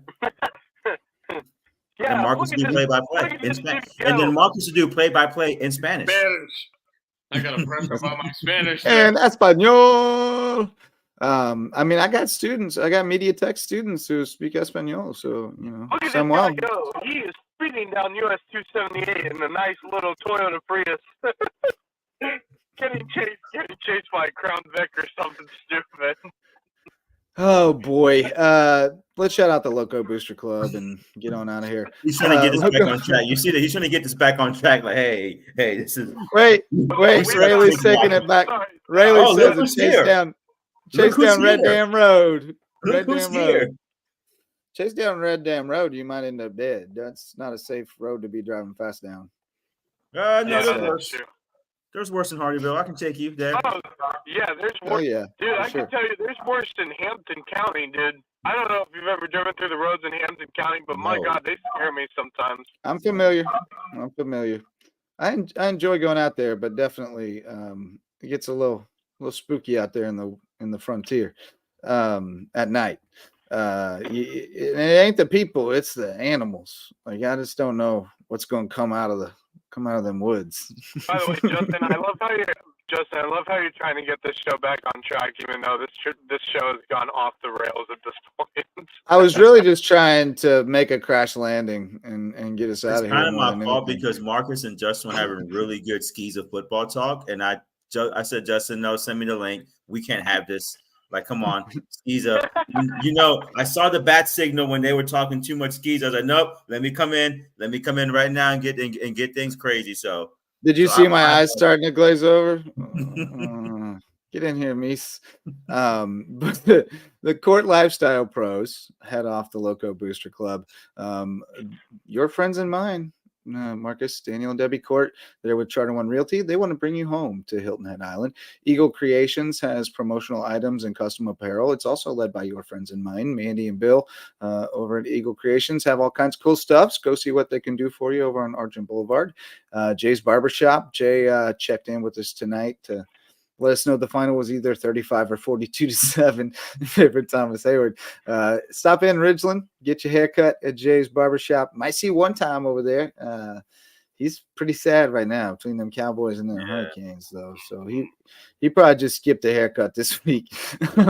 Barefoot Foot Care, the Low Country. I'll get your floors so clean your feet will thank you. Hudson Seafood House on the Docks, presenting sponsor of Under the Bus with my guys Curry Kirkpatrick, Rich Basirko, and Bob Stevens. Check that out on the Loco Media Network. And also my guy, Andrew Carmines, who owns that place. That man, let me tell you about him. Tonight at the softball game, his little girl Millie's on my team. The bases were in the wrong plugs. They were in the 70-foot plugs instead of 60-foot plugs, so we had to move them. First and third were easy because the plugs were visible. Second was not. We had to dig, and Andrew Carmines got out there on his hands and knees with me and was digging and found the hole and dug it out. And then when they stole our umpire for the 15U game, Andrew Carmines came out and called the balls and strikes for the There balls. we go. A man of the people, Andrew Carmines. He's tonight's Loco Pigskin Live MVP. The Loco Pigskin Live Man of the People, Andrew Carmines. Brought to you by the Hardyville Hurricanes. Brought to you by the Ville. Stop by the Ville. And Hurricane Sports Cafe, where Max dined tonight in Hampton. Hey, I am part of the group that allegedly can control hurricanes. So, it all fits into what now? You are too. You can allegedly control hurricanes as well. Yeah, I can. I have the power, guys. I can control hurricanes. According to some, I'm calling your bluff. According to some people on the internet, one party can control the hurricanes. Right, and that explains a lot, especially why they just keep hitting the Gulf Coast. Allegedly. Allegedly. Thank you, Kevin, for saving us from lawsuits. Allegedly. Allegedly. So are there any parting thoughts that could possibly be left from this show tonight? I do have one on a more serious We haven't gotten completely loose in a while. It's been a minute. Go ahead, Mike. It's been a minute. I got one on a more serious note. You guys, we were mentioning, Monty Jet earlier. And, one of the stories I haven't really shared with you guys, and actually I haven't even shared it with you, Justin, is, one of the reasons I got into this was because of Monty. I've talked with him plenty of times, and, he always said to me, you got the voice for, sports talk. And, he knows that I I know my sports pretty well. Like, we talked enough over the years to, know each other pretty well, and what we have passions for, and what we strive to do better. And he told me, if college doesn't work out, I would, strongly urge you to pursue this. And um, when that opportunity finally came around, and I decided, yeah, this is what I want to do. Every time I do this show, it reminds me that he was the one who, told me to go for this. So, I will always remember him for that. And, he was a great man to know, and a great, someone I considered a friend. So, really, really sad of his passing, but, he left a great imprint on, the Low Country area, and, he will always be known as the voice of Hilton Head. Indeed. No doubt about it. Marcus, a parting thought? 6-6, top of the ninth. Cleveland can get things rolling here in the next couple innings, and we'll see what happens with that. But I've talked a lot about Monty the last couple of days, of course, and Daniel's story was very similar to what Max just said, with the fact that he knew Monty for a long time, and a lot of us did. I was just lucky enough to meet him, in person a few years ago, but certainly listened to him for, years off and on whenever I'd be riding around here in the Low Country with my dad, and knew him enough to know what a giant he was. And he will definitely be missed, and we're all going to do our best to just live our lives the way that he did, and salute him every time we take the air. There's no doubt about it. Great night. Amen. And inspire others to take the leap and do it. Yeah, for sure. Great night of football. The Lowco took a bit of a hit tonight, but nevertheless, beautiful fall nights. It's why we do what we do, especially at this time of the year.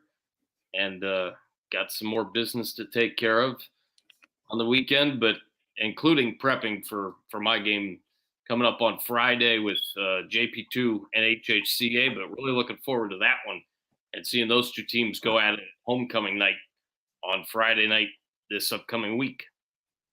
Guards got foiled by the swinging bunt. Just saw the New York swinging bunt. It was a swinging bunt just past the pitcher's mound. Infield was in, but it was hit so slowly that had no chance. Rocchio had to be perfect with it, and he mishandled it. Even if he was perfect with it, I think the run was scoring regardless. He might have had a chance at first, but they're going to need some magic in the bottom half. Misa Garzon. Misa be trolling.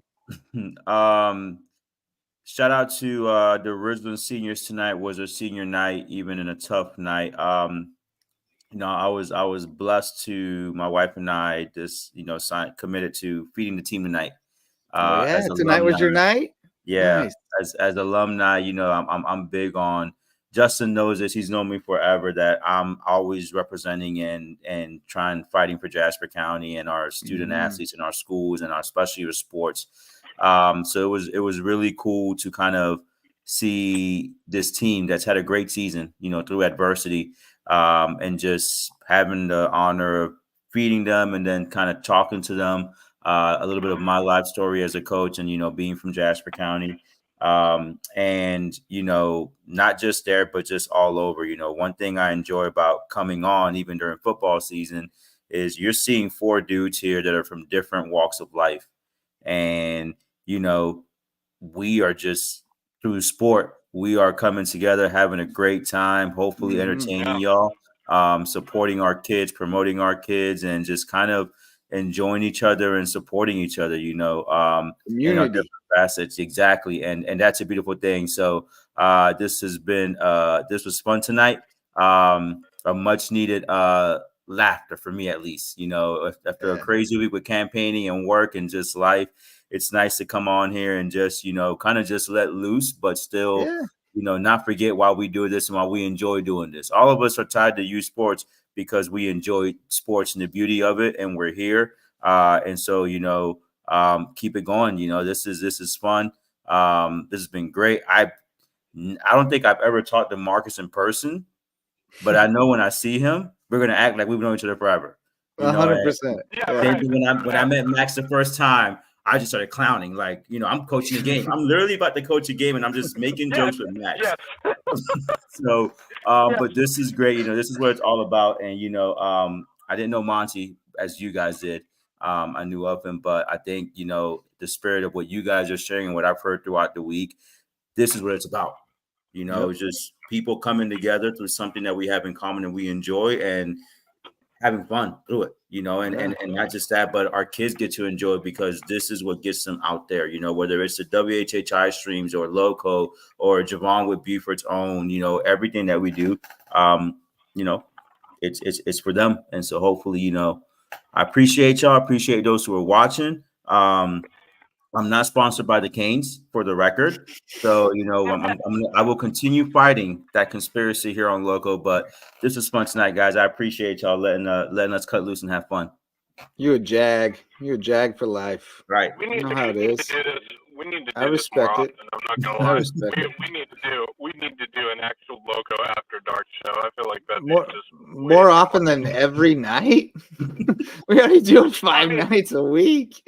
Yeah, but I mean, like us four. Like I feel like us four, we're all very different, but we all like mesh really well together when it comes to sports and stuff like that, and just talking about it and having fun with it. Oh, I yeah. don't think us four together get to do this. I mean, yeah, I guess we could have a Loco after dark where we don't even talk about sports. We just talk about everything else. I'm gonna crash Marcus's stream when he's on, and I'm gonna say, Marcus, who's a better dribbler, Mom or Claire? No context. Just walk away from the broadcast. It's a good way to get somebody's mama to come slap the snot out of you. Yeah, well, that's the end of the show, guys. Thank you so much. If you see a woman walking fast at you with a purpose, you might want to get out of there because you might be in trouble. Jeez. Oh Lord, no! This is basically my therapy. I think. I come on here, and I share all my secrets in public with you people. And What do you mean, you people? Laugh about it. You people.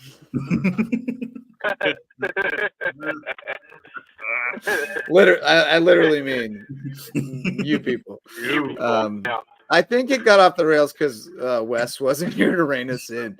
Wes would have been like, "Okay, guys, well, back to the football." Yeah, he would be. Yeah, he would be the one to do that.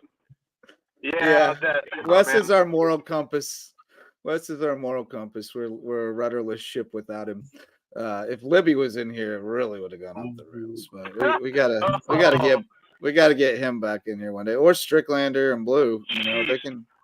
They can get it sideways from time to time. Just send them all in, man. Let's get all of us on the Send show. in, We get banned. We get banned. Okay. Marcus will not be allowed to join us. Okay. Marcus, you can't come anymore. Loco Mania, Hell in a Cell. As many people as we can get in here. Yes. As many people as we can get in here. Last man standing. What did Kevin just write? What is this? He said he's like ice cream. He's like ice cream, small doses. You don't want too much of him.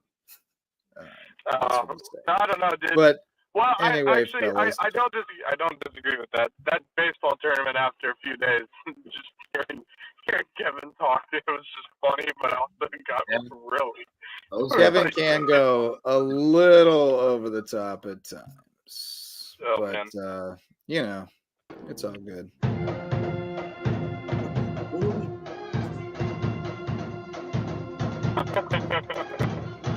Look at my guy, Coach Carter. Watch. He over here to the right.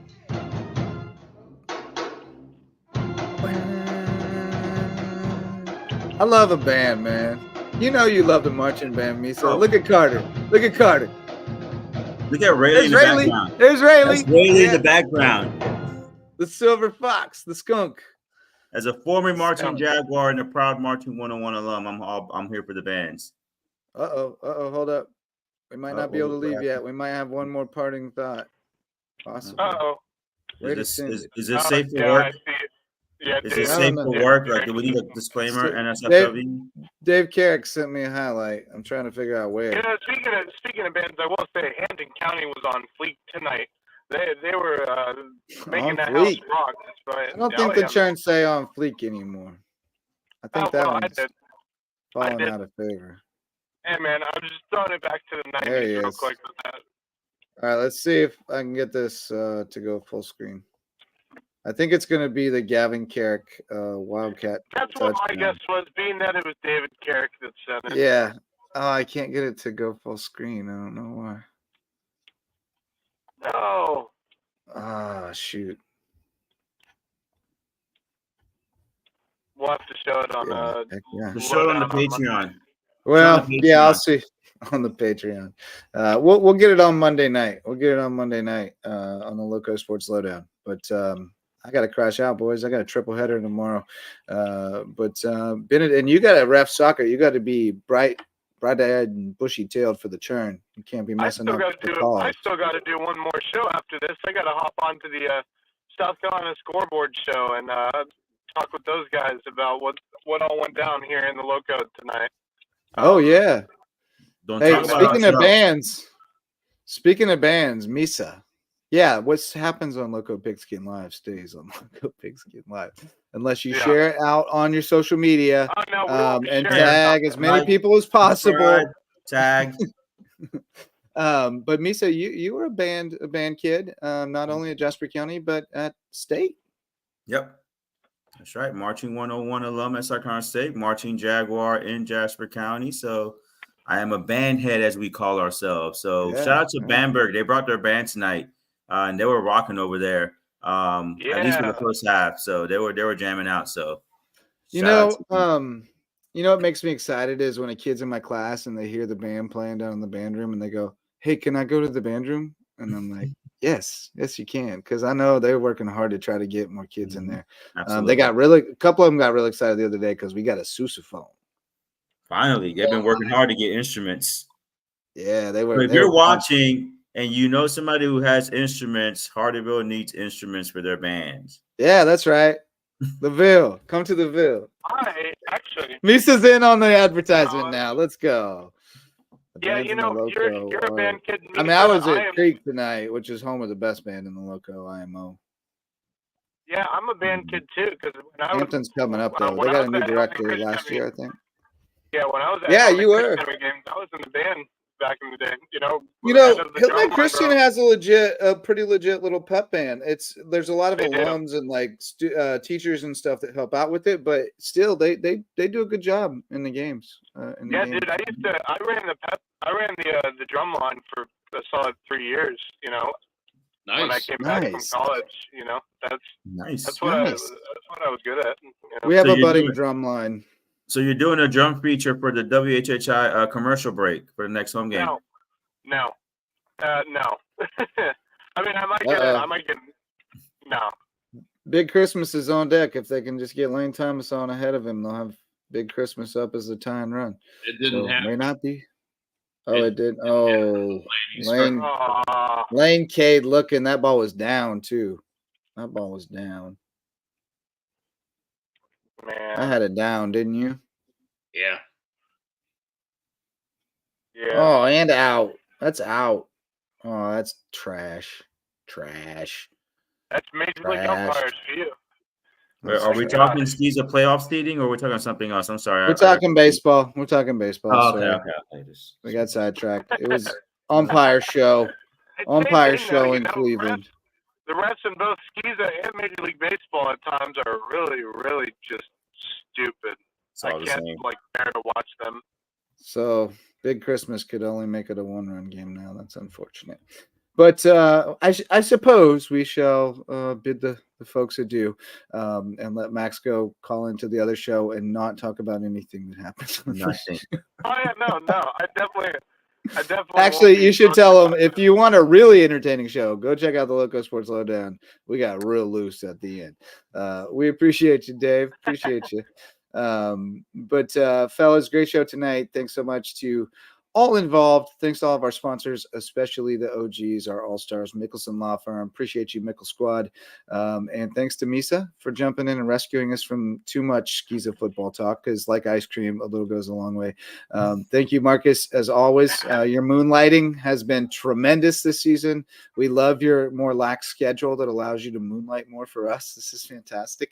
And we get you out to a lot of places. I like it. It's cool. We get to get you out of to some different environs. He got us going with, call a game, have a couple of weeks off. Call a game or two, have a couple of weeks off. I like it. We'll see what happens. But the real work for our schedule now, the last few weeks begins. For me, it began today. You hit the grind, baby. Hitting the grind. You guys gonna do any playoff games or anything like that? I don't believe so. We'll do the best of the bowls once everything settles in and finishes up. That'll be, the next thing that I'm pushing for sure. But we've made some great strides the last few years for sure. Heck yeah. Gotta walk before you run. Big Christmas has walked. The tying run will come to the plate. But thanks again, fellas. Good stuff. Thanks to everybody who contributed in some way or another, whether it was helping us out with scores or jumping in the comments, interacting. It's always a great time. And I wouldn't want to be doing anything else on Friday nights, fellas, or with anybody else. You people are great. One more comment. Libs. Thank you, Libs. Appreciate you tuning in. Thank you, man. So thanks to everybody who supports what we do here with Loco Sports, trying to build a community that shines a light on the success of our teams and student athletes and inspires them to be the best they can be and reach for the greatest heights they can reach. And we're excited to be a part of a small part of their lives and this great time in their lives of playing high school sports. Don't take it for granted, kids. It's as good as it gets in a lot of ways. I mean, it's really a great thing that you're a part of, and take advantage of it and ride it as long as you can. But been a great night. Going to be a great weekend, and we'll see you on Monday night for the Loco Sports Lowdown, 9:30 p.m. For Marcus Walsh, Max Araj, Misa Garzone, and Wes Kerr all the way from Rhode Island. For the Loco crew, we appreciate you joining us, and until next time, go Loco.